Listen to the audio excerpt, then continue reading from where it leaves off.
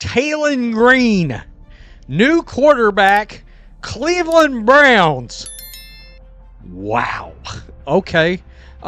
Interesting, right? Let's effing go. Move Shedeur's stupid ass to QB3. Woo-wee. Shots fired. Man. Our QB room is full. Maybe switch him to wide receiver. The Browns just drafted Taylen Green, and the fan base immediately split straight down the middle because now the quarterback room looks crowded, messy, and honestly kind of dangerous for somebody. You already had Shedeur Sanders, you already had Dillon Gabriel, you already had Deshaun Watson in the picture, and then Andrew Berry turns around and adds another quarterback, a 6'6", 230-plus pound athlete who runs like a gazelle and has a cannon attached to his shoulder. So now the question is obvious. Who is actually safe in this quarterback room? Because here's the part nobody is talking about. Taylen Green is not just another late-round camp arm. If he was a normal quarterback prospect, nobody would care this much. But he is not normal physically. This dude is huge. He can run. He can move. He gives you quarterback power, goal line packages, third and short wrinkles, and maybe even a Taysom Hill-style role if the Browns get creative. That is why the reaction got so loud. Fans are not just asking if he can play quarterback. They're asking if he changes the entire roster math. Dog, what are we doing? We have 3 quarterbacks on the roster already. Why do we need another? And that is where things get uncomfortable for Dillon Gabriel and maybe even Shedeur Sanders. Because when a team drafts another quarterback, even late, it means they are still searching. Maybe they are searching for upside. Maybe they are searching for a package player. Maybe they are searching for a developmental lottery ticket. But they are searching for something. And in Cleveland, where quarterback chaos is basically a yearly tradition, every quarterback pick feels bigger than it should. Now, let's be fair. Taylen Green's college resume is not clean. He played a lot of football, so he is not some Anthony Richardson type who barely had experience. He had 53 games, almost 1,200 attempts, plenty of yards, and serious rushing production. But the passing numbers are where people start getting nervous. Around 60% completion in college is not great. 19 touchdowns to 11 picks in a season is not great. 59 touchdowns to 35 picks overall is not exactly screaming polished NFL passer. So if we are talking pure quarterback play, fans have every right to question it. Andrew Berry was like, if all these clowns won't take Taylen, I'll take him and regain the title of the blackest QB room in the NFL. This is where it gets dangerous, because the Browns may not be drafting Taylen Green for what he is right now.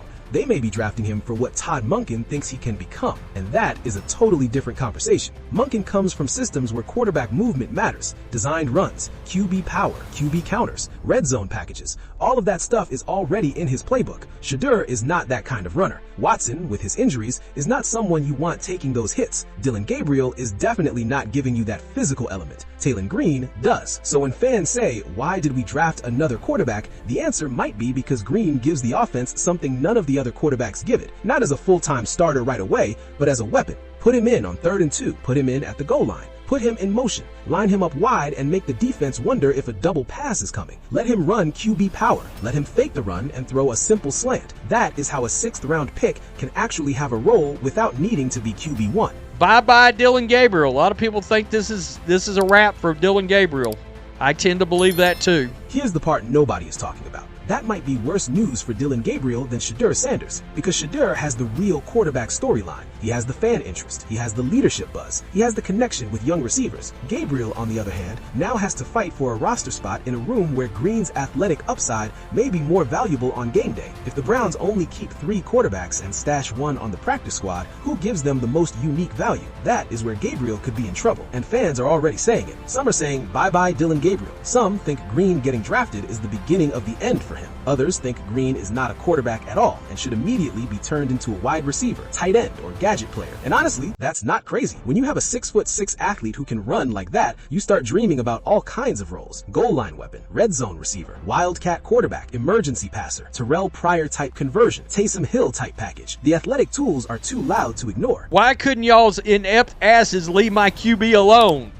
We got Shedeur fans crashing out. No doubt. Anywhere but this fucking dumpster fire.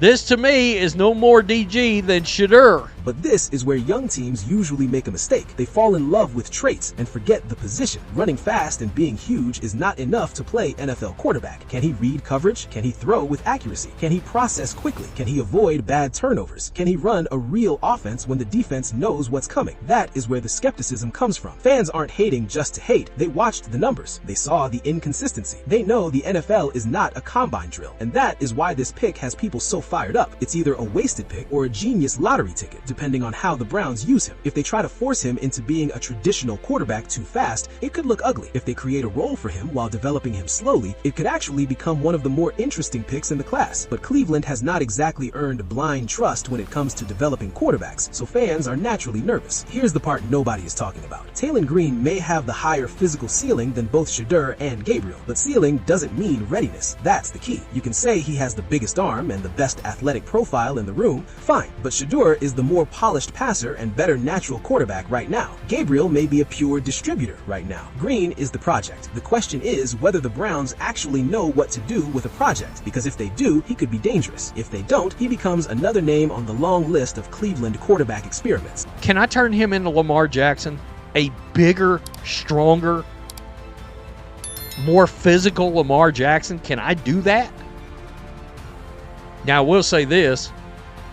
You make that Joker a wide receiver, turn him into Megatron. And that is why the fan reaction is so chaotic. Some people see Lamar Jackson potential in a bigger body. Others see a player who is not an NFL quarterback. Some want him moved to receiver immediately. Some think he will push Gabriel off the roster. Some think he is only here for packages. Some think the Browns just burned a pick when better passers were still available. That range of reaction tells you everything. Nobody knows exactly what the plan is. This is where it gets dangerous for Shedeur too, even if Gabriel is the most obvious roster casualty, because every extra quarterback creates more noise. If Shedeur has one bad practice, people will ask about Green. If Green breaks one long run in camp, people will start posting clips and talking about upside. If Monken uses Green in red zone packages, some fans will wonder why he is not getting more chances. That is how quarterback rooms get weird fast, and Cleveland already has enough quarterback weirdness without adding more. But at the same time, Shedeur should not be afraid of this. If anything, this puts more pressure on him to prove he is the real quarterback in the room. Not the best athlete, not the best package player, the best quarterback. The guy who can run the offense, command the huddle, protect the ball, and make throws on schedule. Green can be a weapon, but Shedeur has to be the driver. If Shedeur handles his business, this pick does not threaten him. It helps the offense. Now, if we're talking Dillon Gabriel, that is where the situation feels different. Gabriel does not have Green's size. He does not have Green's athletic ceiling. He does not have Shedeur's hype. So what is his path? He has to be clearly better as a passer, clearly more reliable, and clearly more ready to operate the offense. If he is not, Green's versatility could beat him out even if Green is raw. In the NFL, the last quarterback spot is often about value. Can you give the team something on game day? Green might. Here's the part nobody is talking about. The Browns may have drafted Green because they do not want to choose right now. They can let camp sort it out. If he flashes as a quarterback, great. If not, try him as a weapon. If Gabriel struggles, Green becomes the developmental project. If Shedeur wins QB1, Green becomes the package player. If Watson cannot stay healthy, the room shifts again. The pick gives Cleveland options, but options also create pressure. And this is where the legacy angle comes in for Andrew Berry. Fans were praising him for the draft, but this pick is the one that can make people second guess the plan. Because when you already have a crowded quarterback room, adding another one looks strange unless the vision is clear. If Green becomes a useful weapon, Berry looks creative. If Green never finds a role, people will say he got distracted by traits. And if Gabriel or Shedeur gets squeezed because of this, the debate gets even louder. At the end of the day, Taylen Green is the kind of pick that only works if the coaching staff has a real plan, not a vague plan. Not we like his athleticism, a real plan. 5 to 7 plays a game, red zone packages, emergency quarterback value, developmental reps, maybe some receiver work, maybe some tight end looks, something. Because if he just stands around as QB4, then yeah, fans will say the Browns wasted a pick. So now the question is simple. Did the Browns draft a future weapon, or did they just make the quarterback room more confusing for no reason? Is Dillon Gabriel now on borrowed time? Is Shedeur Sanders still clearly the young quarterback they're building around? Or could Taylen Green's athletic upside make this battle way messier than anybody expected? Because one thing is clear, Browns fans are reacting because this pick is not boring. It is risky, it is weird, it's exciting, it's frustrating, and it could either become nothing or become one of those late round swings people look back on and say, okay, that was actually smart. But right now, somebody in that quarterback room should be nervous. And if I had to guess, it's probably Dillon Gabriel first.